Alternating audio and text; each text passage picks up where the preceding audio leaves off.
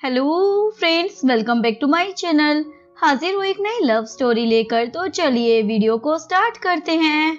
कहानी की शुरुआत बाई सूजी से होती है, जो अपने बॉयफ्रेंड को कॉल कर कर उसे मिलने के लिए बुला रही होती है। एक्चुअली में वो उसके साथ अपनी 7th एनिवर्सरी को सेलिब्रेट करना चाहती थी, लेकिन वो उसे मिलने के लिए मना कर देता है। मैं काम में बिजी हूँ। ये सुनकर बाई सूजी तो सैड हो जाती है और वो कॉल रख देती है। थोड़ी आगे चलकर वो एक रेस्टोरेंट में अपने बॉयफ्रेंड के साथ किसी और लड़की को देख लेती है। वो दोनों बिल्कुल एक कपल की तरह लग रहे होते हैं। बाई सूजी उसके पास आती है तो आहान उसे देखकर डर जाता है। बाई सूजी उसे एक चाटा लगा देती है और बोलती है, तुम तो ओवर टाइम कर रहे थे ना, तो ये सब क्या कर रहे हो। क्वाना बोलती है, तुम इसको क्यों मार रही हो। बाई सूजी बोलती है, लगता है इसने तुमको बताया नहीं है। मैं पिछले 7 सालों से इस आदमी की गर्लफ्रेंड हूँ। लेकिन आहान अपनी गर्लफ्रेंड को बोल रहा होता है, तुम इसकी बातों पर यकीन मत करो, ये लड़की एक नंबर की पागल है। पर क्वाना तो गुस्सा होकर चली जाती है। वो भी अपनी गर्लफ्रेंड के पीछे जा रहा होता है, लेकिन बाई सूजी उसे रोक लेती है। तुम मुझे पागल लड़की क्यों बोल रहे हो। आहान बोलता है, तुमने कभी अपने आप को देखा है, तुम बहुत ही ज्यादा बोरिंग टाइप की लड़की हो और तुम्हारा ड्रेसिंग साइड ये तो बहुत ही ज्यादा खराब है। ऊपर से तुम्हारे पास कोई ढंग की जॉब भी नहीं है, तो भला कौन तुम्हें पसंद करेगा। ये सुनकर बाई सूजी को गुस्सा आने लग जाता है, इसलिए वो उसको एक किक मारती है। बेचारे की तो हालत खराब हो जाती है। बाई सूजी बोलती है, अब हमारा रिश्ता यहीं पर खत्म हो जाता है, और ये बोलकर वो वहाँ से रोते हुए चली जाती है। नेक्स्ट सीन में वो एक कंपनी में इंटरव्यू देने के लिए आई होती है। वो खुद को बोल रही होती है, मुझे कैसे भी कर इस जॉब को हासिल करना ही होगा। आज मेरी बहुत ज्यादा इंसल्ट हो चुकी है। अगर ये जॉब मिल गई तो मैं खुद को बदल पाऊंगी। ये बोलकर वो कंपनी के अंदर आती है। अभी वहाँ पर दूसरी तरफ से लिंजू आ रहा होता है, जो इस कंपनी का CEO होता है। वो फोन पर अपनी मॉम से बात कर रहा होता है। उसकी मॉम उसे ब्लाइंड डेट पर जाने के लिए फोर्स कर रही होती है, इसीलिए वो बहुत ज्यादा परेशान हो जाता है। इधर बाई सूजी इंटरव्यू देने के लिए इंटरव्यूअर रूम में आ जाती है। वो लोग उसका रिज्यूमे देखने के बाद बोलते हैं, हम आपको जॉब नहीं दे सकते हैं, क्योंकि आपके पास पहले किसी भी कंपनी में काम करने का कोई एक्सपीरियंस ही नहीं है। बाई सूजी बोलती है, माना कि मुझे एक्सपीरियंस नहीं है, पर मुझे डिजाइनिंग आती है, आप मेरे डिजाइन देख सकते हो। उसके बाद आप डिसाइड कर सकते हो कि आप मुझे जॉब पर रखना चाहते हो या नहीं। इधर हम लिंजू को देखते हैं, जो अपने ऑफिस में होता है। तभी उसका असिस्टेंट कुछ फाइल्स लेकर आ जाता है। आज कंपनी में इंटरव्यू हुआ था, वहाँ की सारी रिकॉर्डिंग और डिजाइन्स यहाँ पर मैं लेकर आ गया हूँ। लिंजू उन सारे डिजाइन्स को देखने लग जाता है। उसमें से एक डिजाइन उसे बहुत ज्यादा पसंद आता है, ये बाई सूजी का होता है। लेकिन वो देखता है ये डिजाइन और जो कॉमिक वो पढ़ रहा था उसका डिजाइन काफी ज्यादा सिमिलर है, इसलिए वो अपने असिस्टेंट से पूछता है, ये डिजाइन किसने ड्रॉ किया है। असिस्टेंट बताता है, ये बाई सूजी ने ड्रॉ किया है, पर उनके पास कोई भी वर्क एक्सपीरियंस नहीं है, इसलिए हमने उन्हें जॉब पर नहीं रखा है। लेकिन लिंसू बोलता है, ये लड़की बहुत ही ज्यादा टैलेंटेड लगती है, इसलिए जल्दी से इसे कंपनी में हायर कर लो। जब बाई सूजी अपने घर पर होती है, वो कुछ ड्रॉ कर रही होती है। तभी उसके पास लिंजू की कंपनी से कॉल आ जाता है और उसे पता चलता है कि उसे कंपनी में हायर कर लिया गया है और वो जल्द से जल्द कंपनी को ज्वाइन भी कर सकती है। ये सुनकर तो वो बहुत ज्यादा खुश हो जाती है। नेक्स्ट डे वो अपनी फ्रेंड टाइम के साथ होती है और वो अपनी फ्रेंड को बता रही होती है, मेरे डिजाइन की वजह से मुझे बहुत ही अच्छी जॉब मिल गई है, नेक्स्ट वीक से मुझे जॉब पर भी जाना है। टाइम बोलती है, मुझे बहुत ही ज्यादा अनोइंग लग रहा है। बाई सूजी बोलती है, क्या तुम मेरे लिए खुश नहीं हो, मुझे एक अच्छी जॉब मिल गई है। टाइम बोलती है, मैं बहुत ही ज्यादा परेशान हूँ। बाई सूजी बोलती है, तुम तो एक रिच परिवार से बिलोंग करती हो, तुम्हें क्या परेशानी हो सकती है। टाइम बोलती है, मैं अपने पेरेंट्स की वजह से बहुत ज्यादा परेशान हूँ, क्योंकि मेरे पेरेंट्स मुझे शादी करने के लिए फोर्स कर रहे हैं। उन लोगों ने अपने फ्रेंड के एक बेटे के साथ मेरी ब्लाइंड डेट भी फिक्स कर दी है। मैं ब्लाइंड डेट पर नहीं जाना चाहती थी, इसलिए मैंने अपने डैड को मना कर दिया, पर तब से मेरे डैड ने मुझे पैसे देना ही बंद कर दिया। इवन मेरे सारे कार्ड्स को भी उन्होंने फ्रीज करवा दिया है। मेरे पास बिल्कुल भी पैसे नहीं है, पता नहीं आगे कैसे होगा। एंड बोलती है, अब मुझे समझ में नहीं आ रहा है मैं आगे क्या करूँ। तभी उसके दिमाग में एक आइडिया आता है। और बाईसूजी को बोलती है क्यों ना तुम मेरी जगह पर ब्लाइंड डेट पर चली जाओ। बाईसूजी बोलती है मैं ऐसा नहीं कर सकती हूँ, अगर हम लोग पकड़े गए तो बहुत ही ज्यादा बुरा होगा।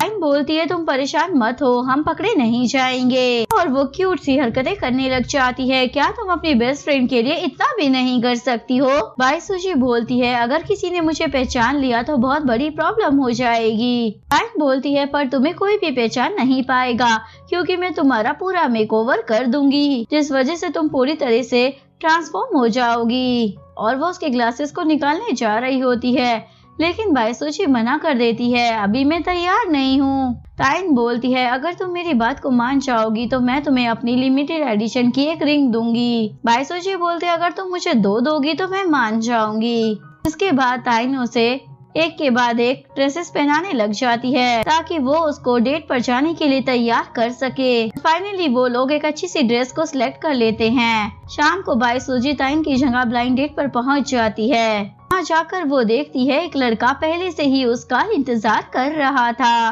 वो उसे पूछती है क्या तुम अंकल लिंग के बेटे हो? तभी लिंसू उसे हाय बोलता है और बोलता है मैं ही डायरेक्टर लिंग का बेटा हूँ।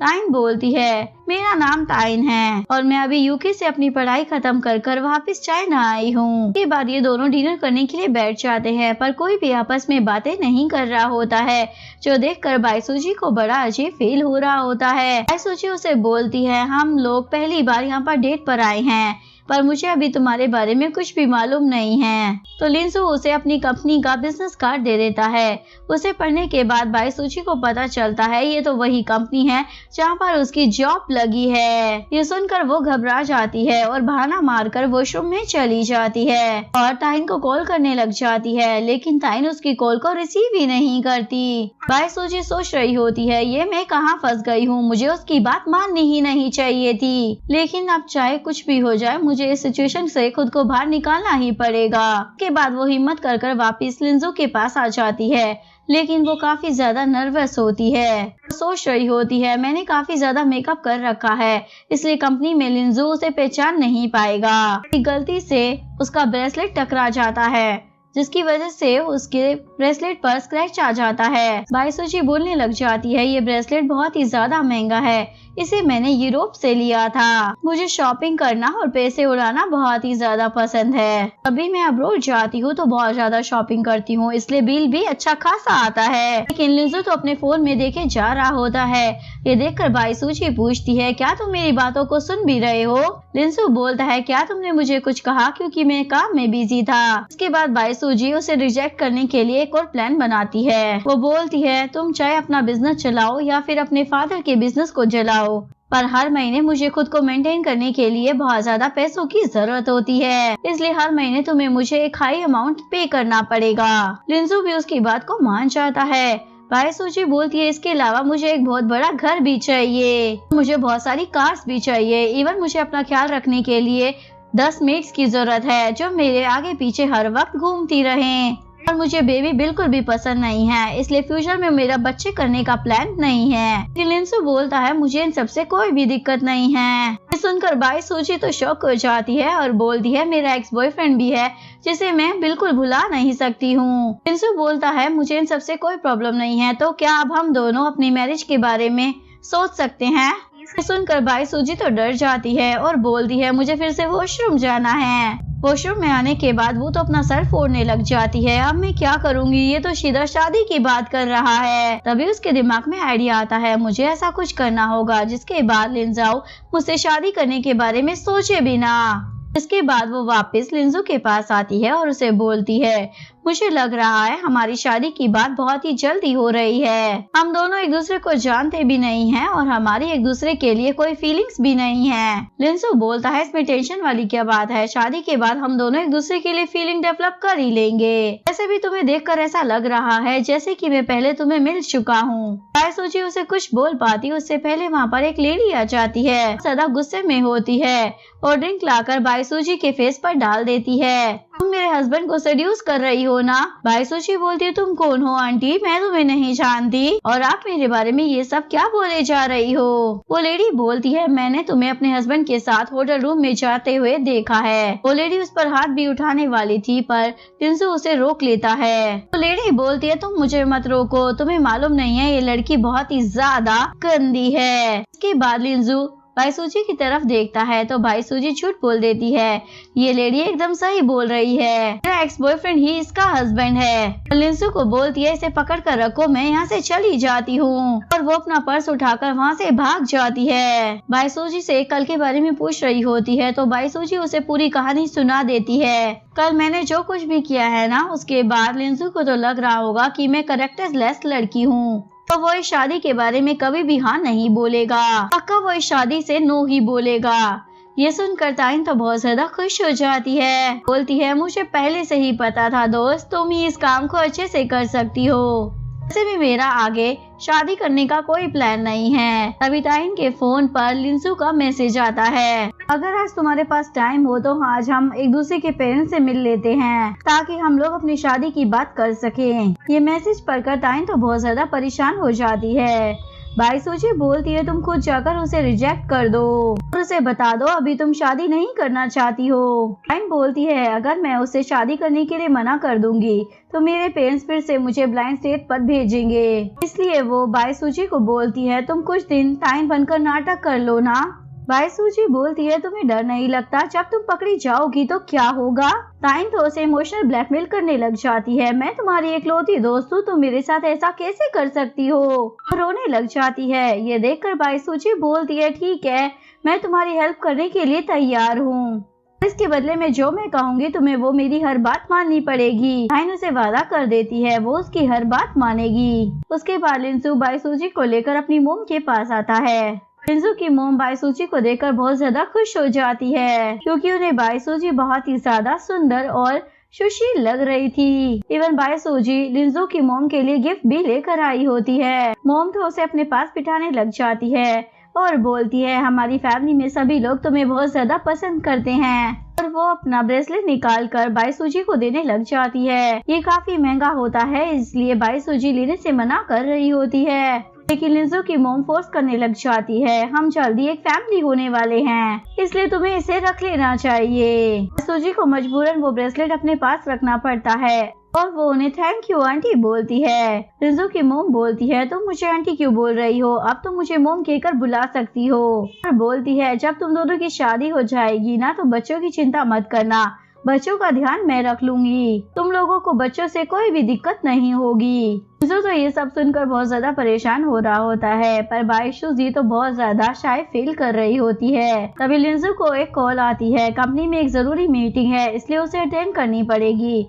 तभी बायसूजी को भी कॉल आता है, कंपनी की इम्पोर्टेंट मीटिंग है जहाँ पर उसका प्रेजेंट होना भी जरूरी है। इसके बाद वो दोनों अपने अपने काम पर निकल जाते हैं। लिंजू कुछ देर के बाद अपनी कंपनी में पहुँच जाता है। बायसूजी भी थोड़ी देर बाद अपनी स्कूटर लेकर वहाँ पर पहुँच जाती है। बहुत ही ज्यादा जल्दी में होती है तो वो भागकर ऑफिस के अंदर जा रही होती है। ऑफिस के अंदर जाते ही वो लिंजू से टकरा जाती है। वो वहाँ पर गिरने वाली होती है पर लिंजू उसे पकड़ लेता है। बायसूजी को इतने करीब से देखकर लिंजू को लग रहा होता है शायद मैंने इसे कहीं पर देखा है और उससे पूछता है, तुम कौन हो? बायसूजी बताती है, मैं इस कंपनी में बैंक डिपार्टमेंट में नई इंटर्न हूँ, मैंने बस अभी यहाँ पर ज्वाइन किया है। अभी लिंजू की नजर बायसूजी के हाथ पर जाती है, देखता है उसकी फैमिली का ब्रेसलेट बायसूजी ने पहना हुआ है। सोच में पड़ जाता है, ये ब्रेसलेट इस लड़की के पास कैसे आ सकता है, ये तो मेरी मोम ने टाइम को दिया था ना। बायसूजी वहाँ से जा रही होती है लेकिन लिंजू उसे रुकने के लिए बोल देता है। उससे पूछता है, तुमने जो ब्रेसलेट पहना हुआ है वो तुमने कहाँ से लिया है? बायसूजी बोलती है, मुझे नहीं याद आ रहा, मैंने कहीं से खरीदा था, पर कहीं से तो खरीदा था।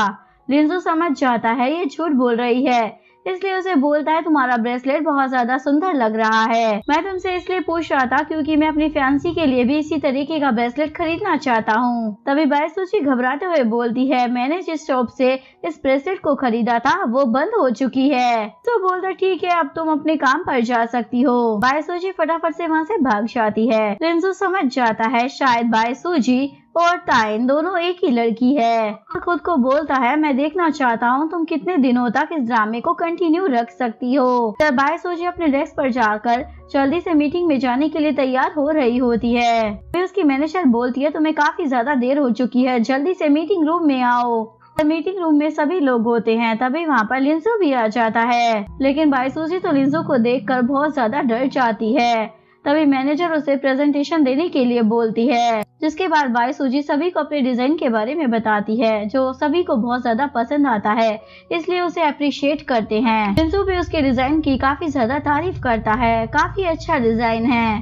तभी वहाँ पर बैठी एक लड़की बोलती है तुम्हारा डिजाइन अच्छा है, पर मुझे ऐसा लगता है तुमने इस डिजाइन को इस बुक के कवर से कॉपी किया है, कि ये बहुत ही ज्यादा फेमस कॉमिक बुक है। जरा ध्यान से देखो, इस बुक का कवर पेज और सूजी का डिजाइन बिल्कुल मैच कर रहा है।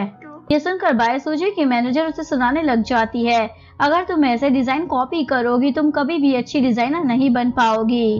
बाई सूजी बोलती है आप मुझ पर यकीन कर सकती हैं, मैंने कभी भी किसी के भी डिजाइन को चोरी नहीं किया है। वो लड़की बोलती है कभी भी चोर थोड़ी कहता है कि उसने चोरी की है। लिंजू बोलता है यहाँ पर सीईओ मैं हूँ या फिर तुम, मेरे सामने तुम्हारी जबान इतनी ज्यादा कैसे चल रही है। जिसके बाद वो लड़की लिंजू को सॉरी बोलती है। जिसके बाद लिंजू बाई सूजी को बोलता है क्या तुम इस बात को प्रूव कर सकती हो तुमने इस डिजाइन को कॉपी नहीं किया है। बाई सूजी बोलती है मैं मिस्टर लेमन से कांटेक्ट कर सकती हूँ, उसके बाद वो बता देगा कि मैंने उसके डिजाइन को कॉपी नहीं किया है। अभी वो लड़की फिर से बोलने लग जाती है लेमन बहुत ही ज्यादा मिस्टीरियस आदमी है, आज तक उसे किसी ने भी देखा नहीं है। तुम बोल रही हो तुम उसे यहाँ पर लाकर सबके सामने बुलवाओगी कि तुमने उसके काम को कॉपी नहीं किया है, तो बिल्कुल इम्पॉसिबल है। एक्चुअली में तुम यहाँ पर सभी का टाइम बर्बाद कर रही हो। बाई सूजी बोलती है अगर मैंने ऐसा कर लिया तो उसके बाद तुम क्या करोगी। वो लड़की बोलती है तो मैं सबके सामने तुमसे माफी मांगूंगी। उसके बाद लिंजू बोलता है आज की मीटिंग यहीं पर खत्म होती है और वो वहाँ से चला जाता है। नेक्स्ट सीन में लिंजू बाई सूजी के डिजाइन और उस कॉमिक बुक के डिजाइन को मैच करने में लगे हुए होते हैं, ताकि पता चल सके कि बाई सूजी ने डिजाइन कॉपी किया है या नहीं। मैनेजर बोलती है मुझे लगता है बाई सूजी इनोसेंट है, क्या हम उसकी हेल्प कर सकते हैं। लिंजू बोलता है वो अपने आप को खुद ही सही प्रूफ कर सकती है। मैनेजर बोलती है लगता है आप उस पर बहुत ज्यादा ट्रस्ट करते हो, इसका मतलब मुझे अब कुछ भी करने की जरूरत नहीं है। मैनेजर वहाँ से चली जाती है। तभी असिस्टेंट वहाँ पर आ जाता है और वो उसे एक फाइल देता है, आपने बाई सूजी की जो भी इंफॉर्मेशन मांगी थी इस फाइल में सारी है। बताता है उस दिन असली टाइम की जगह बाई सूजी डेट पर आई थी। असिस्टेंट बोलता है तो क्या मैं आपकी रियल टाइम के साथ ब्लाइंड डेट फिक्स कर दूं। लिंजू बोलता है इसकी कोई भी जरूरत नहीं है। कुछ दिनों के बाद का सीन दिखाया जाता है। फेमस कॉमिक राइटर लेमन ने मैसेज किया होता है बाई सूजी ने उसके काम को कॉपी नहीं किया है, इवन उसका काम मुझसे डिफरेंट है। इसके बाद वो लड़की भी आकर बाई सूजी से माफी मांगने लग जाती है। इवन बाकी के एम्प्लॉय भी उससे माफी मांग रहे होते हैं। अभी वहाँ पर बाई सूजी की मैनेजर आ जाती है और सभी को अपने काम पर जाने के लिए बोलती है और वो बाई सूजी को बताती है बॉस ने तुम्हें अपनी केबिन में बुलाया है। इसके बाद वो उसके ऑफिस में आ जाती है और पूछती है बॉस क्या आपने मुझे बुलाया है। लिंजू बोलता है मैं तुमसे थोड़ी देर बाद बात करता हूँ क्योंकि अभी मुझे अपनी फियांसी से बात करनी है। जिसके बाद वो ताइन को फोन मिला देता है, पर वो नंबर ताइन के पास नहीं बाई सूजी के पास होता है। बाई सूजी के फोन पर कॉल आने लग जाता है तो बाई सूजी तो बहुत ज्यादा डर जाती है। इस चक्कर में उसका फोन भी नीचे गिर जाता है। लिंजू उसके फोन को उठाने की कोशिश करता है, उससे पहले बाई सूजी ही अपने फोन को उठा लेती है। इस वजह से दोनों के सर आपस में टकरा जाते हैं। बाई सूजी डरते हुए पूछती है आप ठीक तो हो ना। लिंजू बोलता है मुझे कुछ नहीं हुआ, पर तुम इतनी ज्यादा नर्वस क्यों हो रही हो। बाई सूजी बोलती है वो एक स्कैम कॉल आया था ना, अचानक से कॉल आने की वजह से मैं काफी ज्यादा डर गई थी। ये सुनकर लिंजू को तो बहुत ज्यादा गुस्सा आ जाता है और उसे बोलता है तुम ना बहुत ही ज्यादा स्मार्ट लड़की हो, और उसे बताता है मैंने तुम्हें यहाँ पर इसलिए बुलाया है क्योंकि नेक्स्ट वीक तुम मेरे साथ एक ट्रिप पर चलोगी। देरी लग जाती है। लिंजू बोलता है क्या तुम मेरे साथ नहीं चलना चाहती हो। सूजी डर की मारी हाँ बोल देती है, मैं तुम्हारे साथ जाने के लिए तैयार हूँ। ऑफिस खत्म होने के बाद जब वो अपने घर जा रही होती है तभी उसे लिंजू का मैसेज आ जाता है। मैसेज में लिखा होता है मैं तुमसे मिलना चाहता हूँ। ये मैसेज देखकर बाई सूजी तो परेशान हो जाती है। क्योंकि अभी तो उसका ऑफिस खत्म हुआ था और फिर से उसे कपड़े चेंज कर लिंजू से मिलने के लिए जाना पड़ेगा। लिंजू भी दूर से कार में बैठकर ये सारा नजारा देखकर एंजॉय कर रहा होता है। उसके बाद वो एक कैफे में बाईसूजी का वेट कर रहा होता है। तभी बाईसूजी भी वहाँ पर पहुँच जाती है और बोलती है, मैं ट्रैफिक की वजह से लेट हो गई थी, रास्ते में बहुत जाम था। वो लिंजू से पूछती है, वैसे तुमने आज मुझे यहाँ पर मिलने के लिए क्यों बुलाया है? लिंजू बोलता है, मैं बिजनेस ट्रिप पर जा रहा हूँ और एक हफ्ते तक तुम्हें नहीं देख पाऊंगा। इवन मैं तुम्हारे लिए गिफ्ट भी लेकर आया हूँ। बाईसूजी पूछती है, इसमें क्या है? लिंजू बताता है, इसमें एक बहुत ही अच्छा परफ्यूम है जो स्पेशली मैंने तुम्हारे लिए बनवाया है।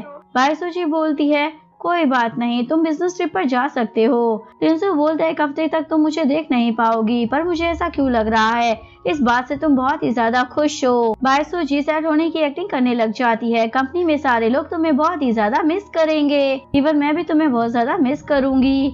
लिंजू बोलता है, तुम चाहे जितनी मर्जी कोशिश कर लो, पर तुम्हारी शक्ल से साफ पता चल रहा है मेरे जाने से तुम बहुत ही ज्यादा खुश हो। से ये दोनों अपनी बिजनेस ट्रिप पर पहुंच जाते हैं, जहाँ पर बाईसूजी बड़ी मुश्किलों से अपने लगेज को होटल के अंदर लेकर जा रही होती है। तभी वहाँ पर लिंजू आ जाता है। वो बाईसूजी के सामान को ले लेता है और होटल के अंदर जाने लगता है। बाईसूजी तो वहीं पर खड़े होकर बस उसे देखे जा रही होती है। लिंजू बोलता है, खड़े खड़े मुझे ताड़ोगी या फिर अंदर भी आओगी? इसके बाद बाईसूजी उसके साथ आ जाती है। इसके बाद वो दोनों रूम के पास आ जाते हैं। लिंजू बोलता है, तुम अपने रूम में जाकर थोड़ा रेस्ट कर लो। के बाद ये दोनों अपने अपने रूम में चले जाते हैं। थोड़ी देर बाद लिंजू उसके रूम का डोर लॉक करता है। बाईसूजी जैसे ही दरवाजा खोलती है, वो देखती है लिंजू उसके लिए तोहफे लेकर आया होता है। लिंजू बोलता है, इसमें एक ड्रेस है, हम बिजनेस इवेंट पे जाने वाले हैं, इसलिए तुम ये ड्रेस वहाँ पर पहन कर आना। इसके बाद बाईसूजी भी अंदर जाकर तैयार होने लग जाती है। थोड़ी देर बाद बाईसूजी भी उस ड्रेस को पहनकर बाहर आ जाती है और वो उस ड्रेस में काफी ज्यादा खूबसूरत लग रही होती है। लिंजू से बोलता है, तुमने जो परफ्यूम लगाया है वो तो मैंने अपनी फैंसी को स्पेशली गिफ्ट किया था, तो वो तुम्हारे पास कैसे आ सकता है? बाईसूजी तो बहुत ज्यादा डर जाती है क्योंकि अब उसका झूठ पकड़ा जाने वाला था। लेकिन लिंजू उसके करीब आकर बोलता है, तुम्हारे ग्लासेस तुम पर बिल्कुल भी अच्छे नहीं लग रहे हैं और इस आउटफिट के साथ ये ग्लासेस बिल्कुल नहीं जा रहे हैं, इसलिए तुम्हें इन्हें निकाल देना चाहिए। बाईसूजी बोलती है, मेरे ग्लासेस के बिना मुझे कुछ भी दिखाई नहीं देता है, अगर आपको इससे इतनी ज्यादा प्रॉब्लम है तो आप वहाँ पर अकेले जा सकते हैं, मुझे वहाँ पर नहीं जाना। ये बोलकर वो अंदर जा रही होती है, लेकिन लिंजू उसे रोक लेता है और बोलता है, ओके तुम अपने ग्लासेस को मत निकालो, जल्दी से मेरे साथ चलो क्योंकि हम इवेंट पे जाने के लिए लेट हो रहे हैं और वहाँ के लिए हमें पहले एक गिफ्ट भी खरीदना है। बोलने के बाद वो उसे एक बहुत बड़ी ज्वेलरी शॉप में लेकर आ जाता है। वहाँ पर जो सेल्स गर्ल होती है वो इन दोनों को कपल समझ लेती है, इसलिए वो लिंजू से पूछती है, तुम्हें अपनी गर्लफ्रेंड के लिए कैसी रिंग चाहिए? तुझे तुरंत बोलती है, मैं इसकी गर्लफ्रेंड नहीं हूँ। तभी लिंजू को कॉल आता है तो वो बोलता है, तुम रिंग देख लो, मैं बात कर आ जाता हूँ। जिसके बाद वो वहीं पर छुप जाता है और बाईसूजी को दूर से देखने लग जाता है। बाईसूजी यहाँ पर कुछ रिंग्स को देखने लग जाती है। अभी उसे एक रिंग पसंद आती है। क्या आप मुझे इस रिंग को दिखा सकती हैं? वो लड़की बोलती है, आपकी चॉइस बहुत ही ज्यादा अच्छी है क्योंकि ये हमारी शॉप की सबसे एक्सपेंसिव रिंग है। आपकी तरह आपकी चॉइस भी बहुत ही ज्यादा ब्यूटीफुल है। ये रिंग पूरे $2 मिलियन की है। क्या आप इस रिंग को ट्राई करना चाहती हैं? उसका प्राइस सुनकर बाईसूजी तो बहुत ज्यादा डर जाती है, लेकिन फिर भी वो उस रिंग को ट्राई करने लग जाती है जो उसके हाथ पर बहुत ही अच्छी लग रही होती है। ये सब दूर से लिंजू भी देख रहा होता है और वो बाईसूजी को मैसेज करता है, यानी कि अपनी फियांसी ताइन को, मुझे अपना रिंग नंबर बता दो, मैं तुम्हारे लिए रिंग खरीदने आया हूँ। उस मैसेज को देखने के बाद बाईसूजी अपने आसपास देखती है, उसके आसपास कोई नहीं होता तो वो सेल गर्ल से पूछती है, क्या आप मुझे मेरा रिंग नंबर बता सकती हैं क्योंकि मुझे मेरा रिंग नंबर नहीं पता है। तो वो सेल गर्ल बाईसूजी को उसका रिंग का नाम बता देती है जो वो लिंजू को सेंड कर देती है। तभी वहाँ पर बाईसूजी का एक्स बॉयफ्रेंड आहान भी वहाँ पर आ जाता है। आहान उसे देखकर बोलता है, तुम यहाँ पर क्या कर रही हो? ये बहुत ही ज्यादा एक्सपेंसिव शॉप है और तुम्हारी जैसी लड़की यहाँ पर डायमंड की रिंग खरीदने आई है, ये तो बहुत ही ज्यादा शॉकिंग न्यूज है। तुमने ड्रेसअप भी कुछ डिफरेंट किया हुआ है।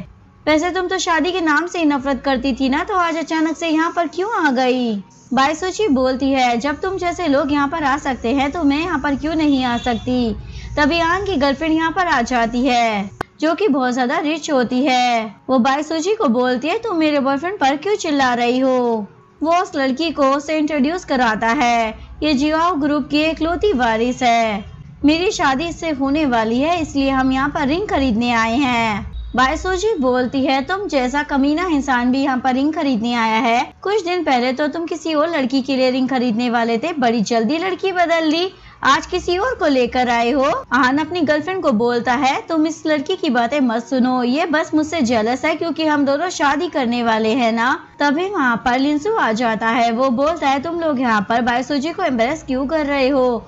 आन बोलता है, तुम होते कौन हो हम लोगों के बीच में बोलने वाले।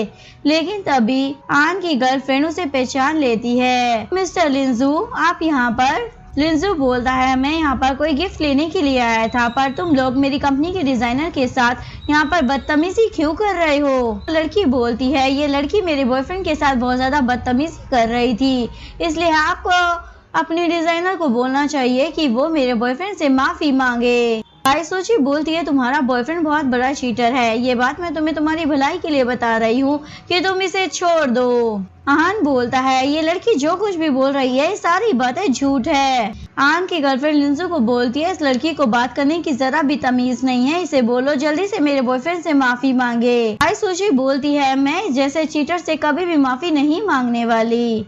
लिंसू बोलता है, हम दोनों की जो कोऑपरेशन होने वाली थी, मुझे लगता है अब हमें उसके बारे में भूल जाना चाहिए। और वो बाईसुची का हाथ पकड़कर बोलता है, इसने जो रिंग चूज की है वो बस मैं ही खरीद सकता हूँ। उसके बाद वो वहाँ से जा रहे होते हैं, लेकिन आन उसे रोक लेता है और बोलता है, ये लड़की इस लायक नहीं है कि तुम इस पर इतने ज्यादा पैसे उड़ाओ।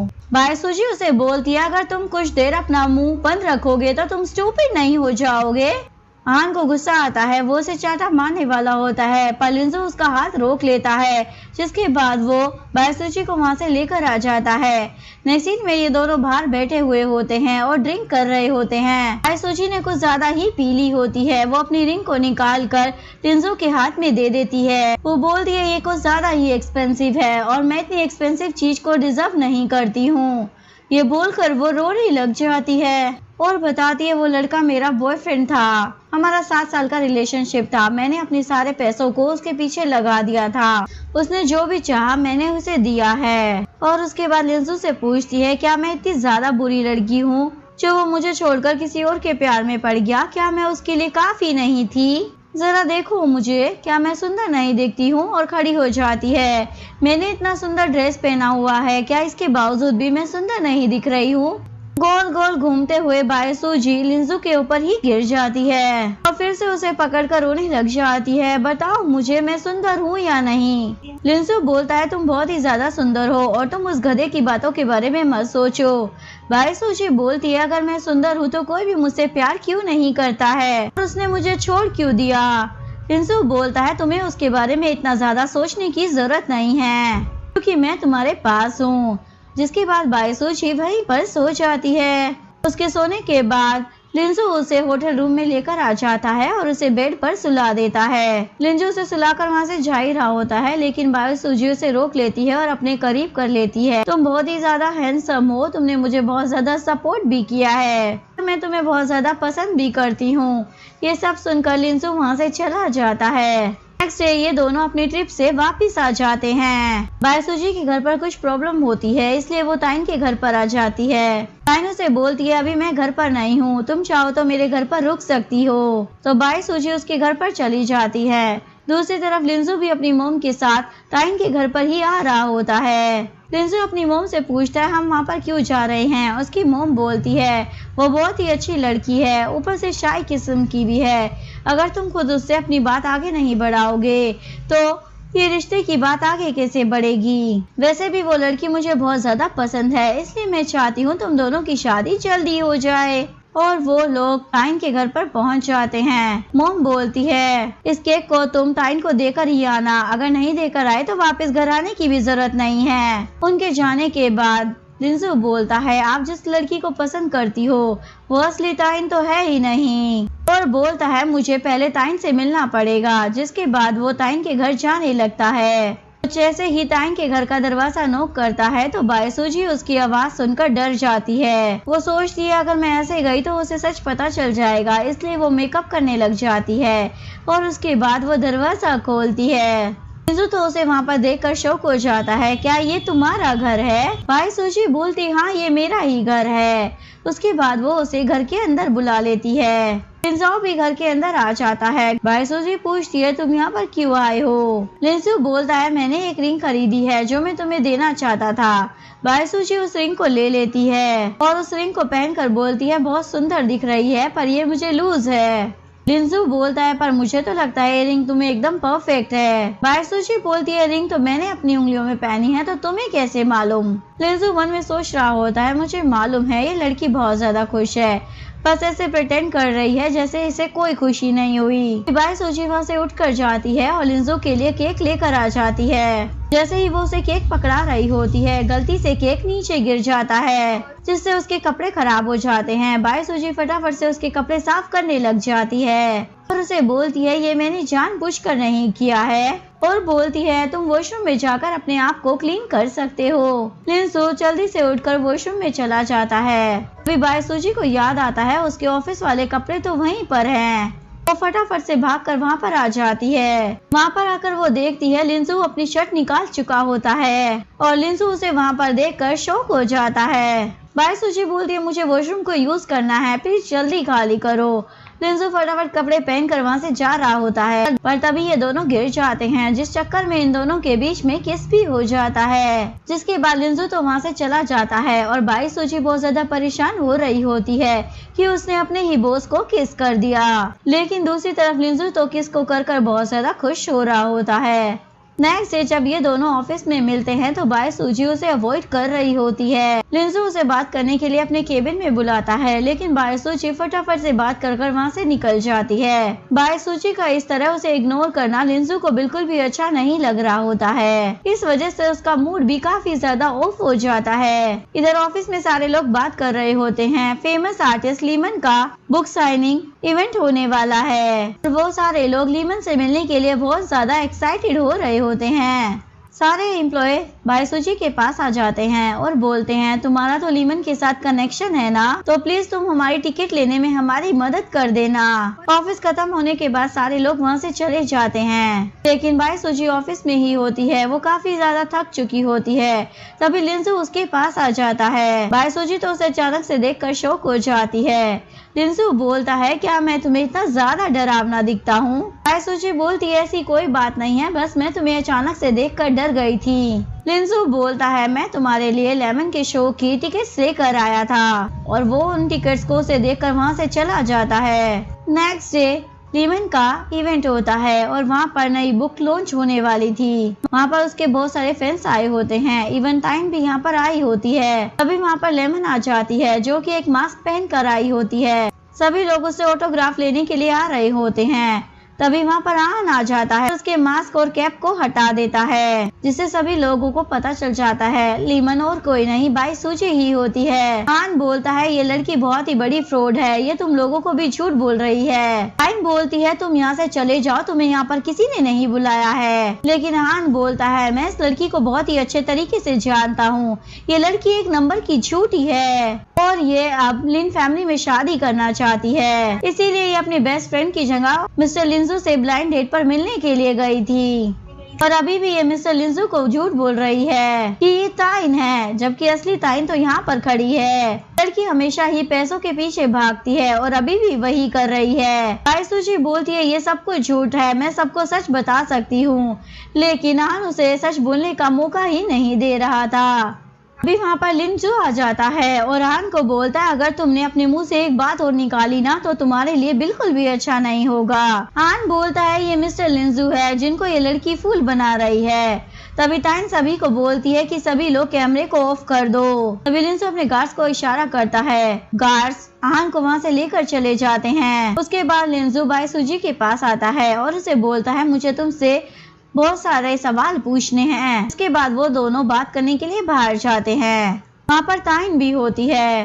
बाई सूजी लिंजू से माफी मांगती है क्योंकि आज तक वो उससे झूठ बोल रही थी। ताइन उसे रोक देती है, ये माफी नहीं मांगेगी, मैंने ही अपनी फ्रेंड को ऐसा करने के लिए कहा था क्योंकि मुझे अभी शादी नहीं करनी थी। लिंजू बोलता फिर भी ये गलत है, इसने मुझे झूठ बोला और मेरे साथ ब्लाइंड डेट पर आई। बाई सूजी बोलती है तुमने सही कहा, मैंने तुम्हें चीट किया है, और वो उसे रिंग निकाल कर दे देती है। बोलकर वो वहाँ से चली जाती है। उस रिंग को देखकर लिंजू को बिल्कुल भी अच्छा नहीं लग रहा होता।